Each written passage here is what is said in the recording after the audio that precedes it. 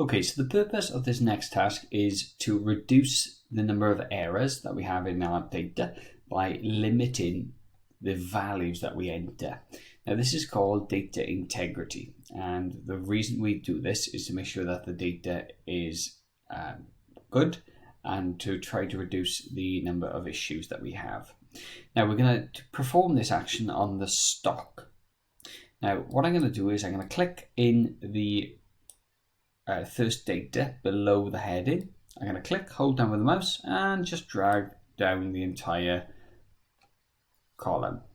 Now notice I haven't included the heading and you shouldn't either.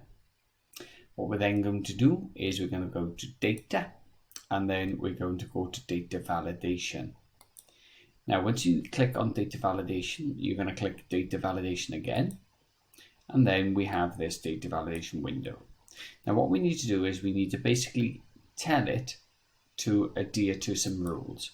So we are currently on allow any value.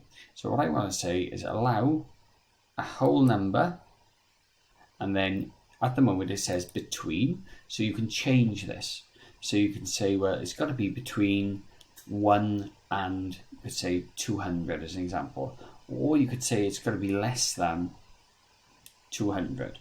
Your choice. You've got lots of different options here. I'm going to go with the between because I want to say the minimum really we can sell is 1, and then the maximum we're going to sell is 200.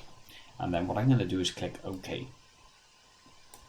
Now what this does is it'll apply it to this only, so you need to go through the others and apply it to that as well.